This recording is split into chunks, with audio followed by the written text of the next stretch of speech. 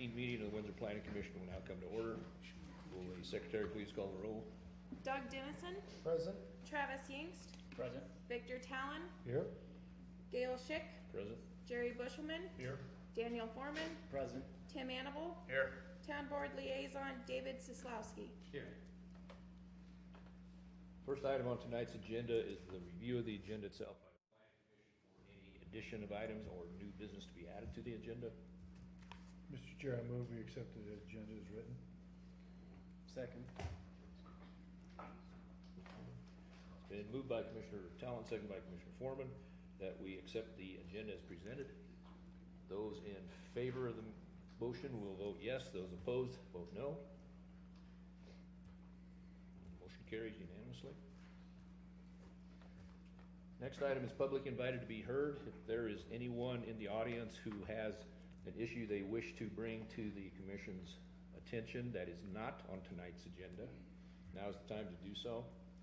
If you do have something that you wish to present to us, if you could come to the podium, give us your name and address, and you'll have a 3-minute time limit to give your presentation.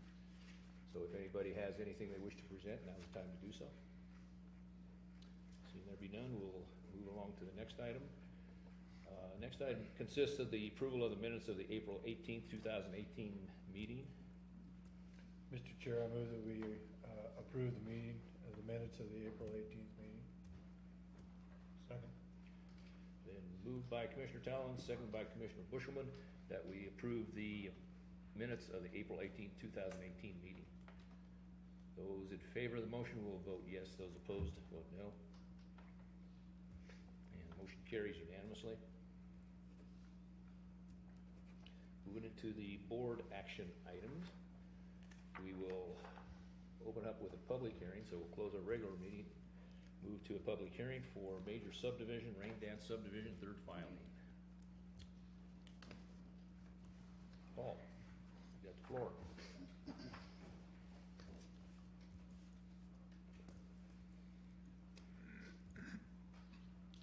Thank you, Mr. Chair, Planning Commissioners.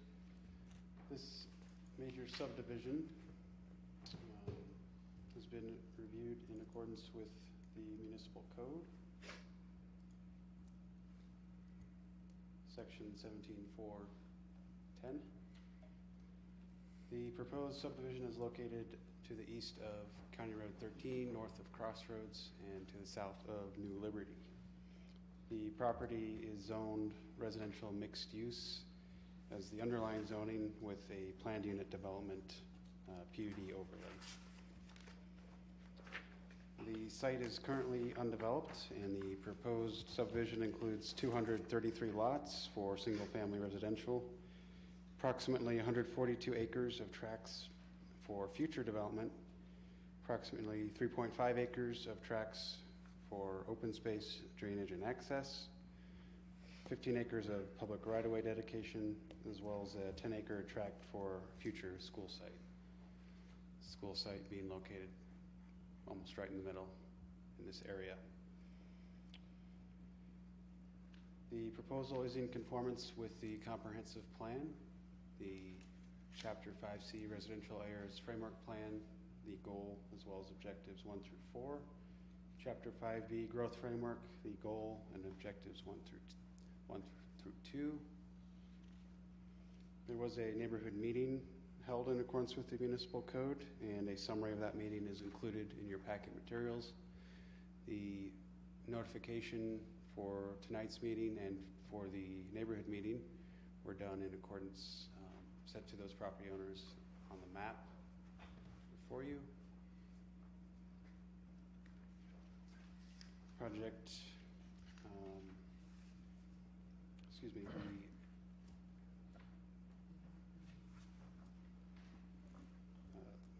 staff recommendation is that the project, that Planning Commission forward to Town Board a recommendation of approval, subject to all outstanding Planning Commission and staff comments being addressed prior to recording of the plat.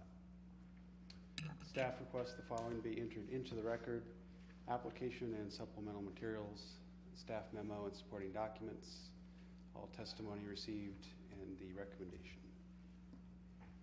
The applicant's representative, Mr. Siegel, is here, and he has a few slides he'd like to share with you, unless there's any immediate questions. Okay. Do that now.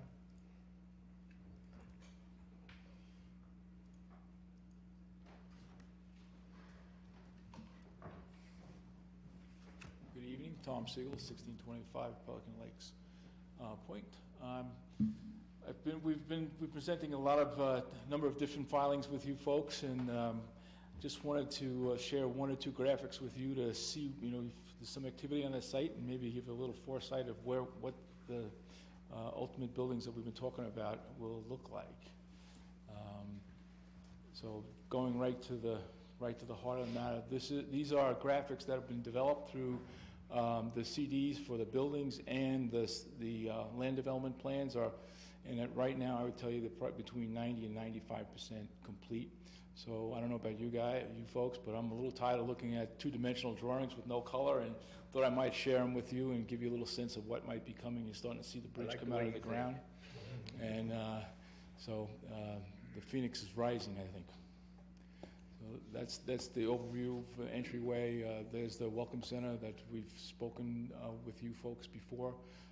You can start to see the culverts and the bridge, and hopefully we got a building permit issued today for the bridge building itself, and then here's a second one that's a little bit of a ground level. So I just want to take some time this evening to give you an idea of what hopefully will look like in 6 months or so. Thank you for your time. Okay, thank you.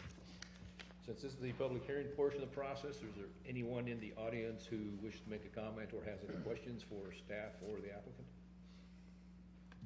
Move to close the public hearing. Second. Been moved by Commissioner Talon, second by Commissioner Yinks, that we close the public hearing. Those in favor of the motion will vote yes. Those opposed, vote no. Motion carries unanimously. We will now reconvene our regular meeting, moving on to the next item, which is the recommendation of the town board for the major subdivision, Rain Dance subdivision, third filing. Anything further, Paul? Nothing further. Okay, questions, comments from the commission? I was surprised to see there's a 50-foot lots in Rain Dance. Yeah, so the PUD that was approved, I think in 2016, is an overlay of the zoning, which does allow for some narrower, smaller size lots than the standard lots in Windsor. They provide a lot of amenities, pedestrian-friendly, trails, things like that, that were kind of a trade-off in justification of that PUD. It seems like a lot of the areas around there have minimum 60 foot. So, okay. Any other questions or comments from anyone? Mr. Chair, I move that we forward to the town board a recommendation of approval, subject to all outstanding commission and staff comments being addressed before recording the plot. Second. Moved by Commissioner Talon, second by Commissioner Hannibal, that we forward to the town board a recommendation of approval subject to all outstanding planning commission and staff comments being addressed. Those in favor of the motion will vote yes. Those opposed, vote no. And motion carries unanimously.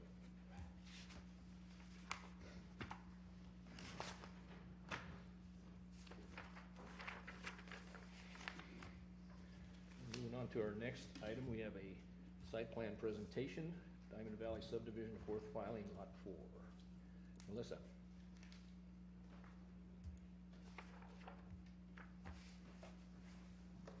Yes, thank you. Yes, again, this is a site plan presentation for Diamond Valley, fourth filing, lot 4.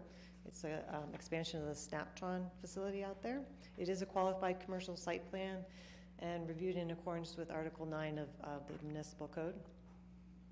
This is a site vicinity map of it. It's in Diamond Valley Subdivision, which is approximately this area here.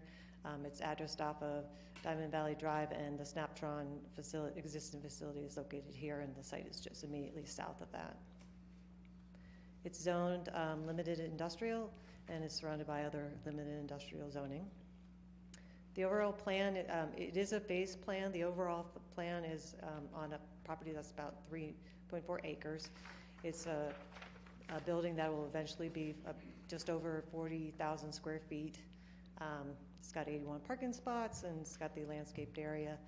This is a part of a larger plan for the site, a master plan for the Diamond Valley subdivision, and this basically the location of footprint of the building, the size of the building, the parking, the landscaping, and pretty much the whole layout of the site matches that overall master plan for the site. This is the landscape plan. It is also phased, so phase 1 would be the south part here, and I have a little more focus on that on the next slide, and then the landscaping plan to continue on the north. It is about 21% landscape, so it does meet the requirements for the industrial zone. So phase 1 is the eastern half. This is turned from what we saw before, so it's it's the western half. And it's approximately half of the building, and it'll be about approximately half of the parking and a little more than half of the landscaping. And this is the landscape plan showing the tree details here and some islands around the parking lot. This is the building elevations. It is a mix of the stucco metal panels and other metal panels. It also has a stone base. It's very reflective of the other buildings in this subdivision. It's about just over 28 feet high. It has a parapet to help hide some of the roof materials. And I think you can see that. That's the full building. This is phase 1 building, which is on the west side of it. The applicant's representative, Steve Steinbecker, is here, and he wanted to just explain a little bit of why they chose the materials that they did for this building. A lot of it has to do with what's already around, so if you don't mind him coming up and talking to you a little bit, I'd like to invite him. Okay, sounds good. Do I click forward anymore for site plans? So you can either go, Just scroll? Okay. Yeah. Great. and I left out one of them because we already saw it, but here's the lot sign, here's the full one, Yeah. and here's the two. Well, Yeah, instructions will cost extra. I'm sorry? The instructions to run that will cost extra. Thank you. Steve Steinbecker, Architecture West, thanks for having me here tonight. Yeah, just wanted to give it a chance for you all to give us some questions if there's anything about the building. I'm happy to report there's finally some activity out there is maybe the most important thing. There hasn't been a new building out there in quite some time, some expansions that have occurred, but this is a partnership of the Snaptron ownership, I should say. So it's fully leased building, has 3 tenants in it, which I think Melissa had listed in the agenda here, and scrolled through a little bit. But multi-tenant, it says car shop. I wanted to clarify about half of the tenant there is a vintage car restorer. We're actually bringing jobs to Windsor. I'm happy to report, coming from Loveland. They've been in business a long time down there, and they do very, very high-end old restoration. So good job source for the community. There's some additional warehousing that does tie to the stock and inventory for the existing Snaptron facility, and then there's some just general storage that occurs in there. We put light assembly in there, but that's not expected to happen. That's just kind of as a FYI coming up that with the light industrial, that's the assumption that this could be a multi-tenant building, especially when they build that second half to the east. So really it's just a matter of trying to go through and show you the similarities between this existing building that we have designed and the compatibility we feel with adjacent properties. The stone base is on a building to the northwest of this location, I'd say within less than a quarter of a mile. The horizontal architectural panels are indicative of the product that you'd see out at the charter school that's directly west of the site as well. So they're not exactly identical materials. All those buildings out there currently are precast concrete. We did go through an exercise to analyze the costs. They were significantly higher, so we decided to upgrade it with some other material changes with the stone, and specifically that is a little different than the rest of the neighborhood, I would say. But again, you'll see the banding along the bottom side. There's an attempt to break up the mass of the buildings. These are very much, I would say that the middle left building right in here has quite a bit more fenestration with the windows and things like that, but some of the other buildings you can see are quite massive and solid, and that's definitely something we were trying to accomplish with some of the changing materials and additional second floor window spaces and those kinds of things. So With that in mind, I'm happy to answer some questions. I'd rather get to a dialogue if there's any Okay. items. Thanks for the information, Steve. Any questions from the commission for either staff or the applicant? It's on there, one parking space per 2 employees?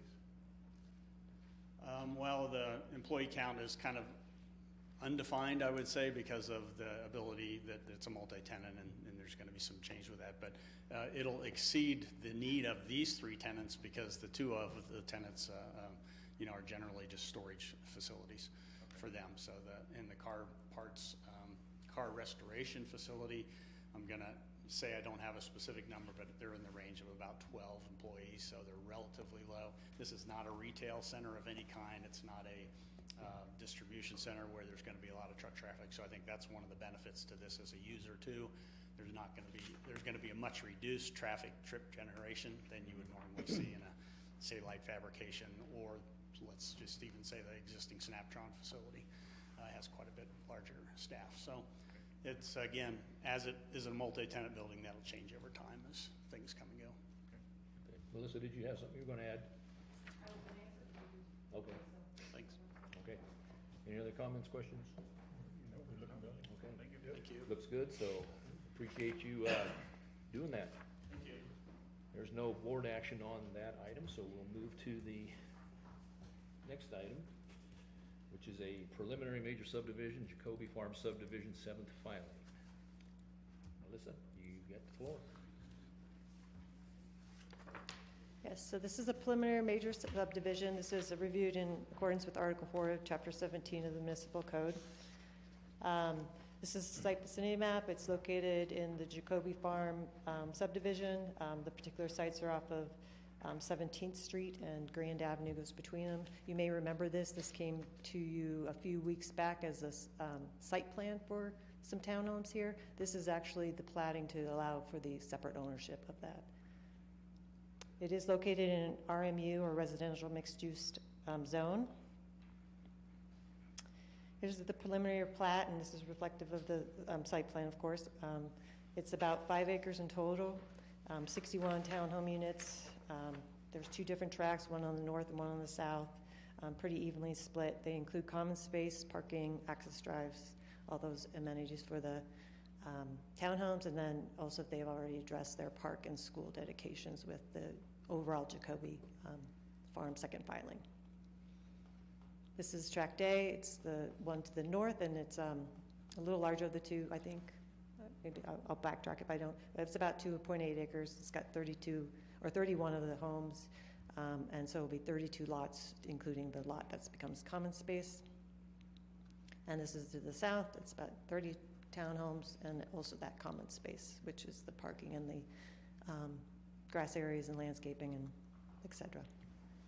I did want to just remind you real quick of the preliminary site plan that we had. It's the same information, just shows where the buildings are being located. And again, this plat is just creating ownership ability for the individual townhomes. And this is just a reminder of what the buildings would look like. For the comprehensive plan conformance, it is consistent with the comprehensive plan. In particular, it's in a location that's pretty close to downtown. It's also where existing infrastructure and services are located. It also provides a diverse or a different type of housing that is available, townhomes versus single-family homes. So it does meet that part of the code as well, or the comprehensive plan as well. Because it's a major or preliminary major subdivision, it was notified. They had a neighborhood meeting. This one was in March of this year, and it was sent out to the neighbors. There was an original meeting in January. Unfortunately, we missed the notification period, so they did have to redo it. And that was also one reason why you saw the site plan a little bit before the subdivision plan. Overall, staff does recommend approval of this preliminary major subdivision as presented, and with the only condition that all remaining planning commission or staff comments be addressed in the final major subdivision plat. And when the final subdivision plat comes around, we'll have that concurrent with the site plan, so it'll be a little bit easier to track for you. Okay. Staff does request that the following be entered into the record: application and submittal materials, the staff memorandum and supporting documents, and also the recommendation. Okay, thanks, Melissa. Comments, questions from the commission? Mr. Chair, I move that we approve the preliminary major subdivision as presented by staff and following their recommendations. Second.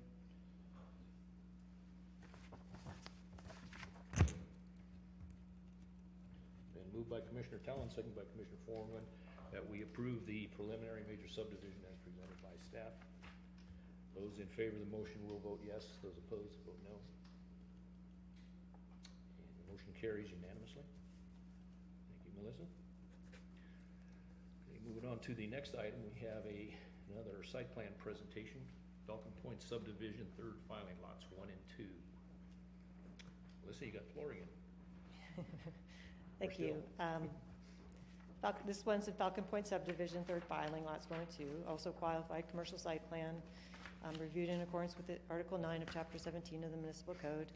This one's located in the Falcon Point Subdivision, as mentioned. That's located approximately in this location, just south of State Highway 392 and off of Nankeen Drive, if you know that. Or you might be more familiar with State Highway 257, quite east of that. So the site's right here off of Gear Falcon. It's also zoned limited industrial as well as the rest of the industrial park there. The overall development plan is a total of 2.25 acres. There are 2 lots in this particular site plan. There originally was a lot in the earlier filings of the Falcon Point subdivision. It's being subdivided right now into 2 lots. The purpose of this subdivision is that to remove the, so that one of the lots will not have a floodplain on it, and the second lot will have one. That's what this line here is on the site plan, is the floodplain. That helps financing for the overall rest of the site. Otherwise it is going to be treated as one lot. It's under one ownership and they go together, and if anything in the future changes that, they'll have to go back to try to meet code individually, but the intention is to keep them together. They did go to the Board of Adjustment earlier this year for a variance on part of this lot.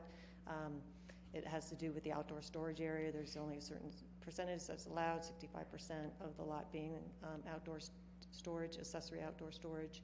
In this particular case, the amount is all on lot 1. If you counted them together, it's under the 65%, it's probably 55%, but because it's all on the lot 1, it technically was over. So they did get a variance granted. The building itself is 7,200 square feet. They've got park in excess, and again, the industrial parking requirements is 1 per 2 employees, and they have meet that. The access is from Gear Falcon. They have the fence screened storage yard with the screen being along Gear Falcon according to the code, and they've got about 20% landscaped area. It follows the landscaping required for the Falcon Point subdivision as well as the code. There's some nuances in the two. The majority of the landscaping is along the Gear Falcon, with some also along this area. They placed some of the landscaping, particularly up in this area, to help screen the gate here to the storage area from Nankeen. Here's a subdivision, or a little bit of zoomed out subdivision, Nankeen coming down here. It is over 300 feet from Nankeen, but just in case, we wanted to make sure that the storage area wasn't so visible. In addition to that, the track day of the Falcon Point subdivision will be landscaped. It's a area where there's some drainage being done in there, and part of the subdivision agreement was to do additional landscaping in that track. So in addition to the landscape for this site, there will be landscaping around the edge of it as well. And that is, talking to Mr. Ruff from the who owns the properties, that will be happening later this year. It's being coordinated with the State Highway 257 roundabout for getting the landscaping for that. They'll be doing the two at the same time to economics of scale, I guess, and convenience. So here's the building elevations. It's about 28 feet high. It is a metal building. It's gray metal siding, gray metal roof that's slightly darker, and then a wainscot that goes around the front of the building and then wraps around to the side of the building to dress it up. And that is what meets our code standards for industrial buildings at this time.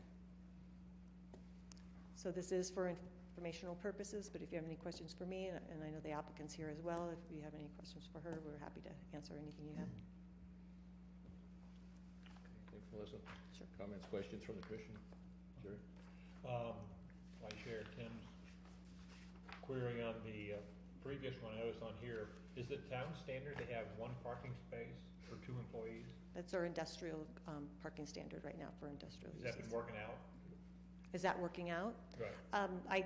I haven't found any issues as much with the industrial as with some other uses that we have, but with the code update, we'll be looking to see if there are some better standards to use, but I don't believe there have been much conflict with industrial areas. Yeah, we haven't had a lot of conflicts with it. There have been a few, but I think the original intent of the code was probably to allow for shift work that's done in industrial areas, so that the same spot could be counted for 2 shifts. But Is there going to be shift work here? no. Could we get you to come to the podium, please? But just to Coming up, my experience has been most Yeah. places I've worked, everybody drives themselves. There's very little carpooling unless it's starting to happen. Yeah, Mr. Chair, if I could just close the conversation on the parking standard. Yeah. I just want, it's been one for 2 employees since the 70s in the municipal code. And so as Melissa pointed out, we'll be addressing that in the code update to account for different types of industrial uses. Thanks. Could we get your name and address? Hi, I'm Amy Chartis. I own the property that we're talking about. Okay. My home address or the office address? What address would you like from me? Hey, throw one out there, yeah? Okay. Our office now in Windsor is 601 Innovation Circle. Okay. We do work out on the road, so half my employees have the privilege of taking their vehicles home at night. So I don't even have their vehicles at the place. I would say there might be 4 of us that would park a day there because we have flaggers in there to go to the job sites. So really we'll have more parking than we ever need. Okay. That explains some of it. Any other comments, questions? What's a gerfalcon? It is a bird, I looked it up. I'll have to take your word on that one. I didn't know how to pronounce it, so I looked it up and it's gerfalcon. Okay. We'll trust you on that one. Okay, we don't have a action item on that one, so we'll move to the next item, which is another site plan presentation, Highland Industrial Park Subdivision, 5th filing lot 2, block 1. Carlin.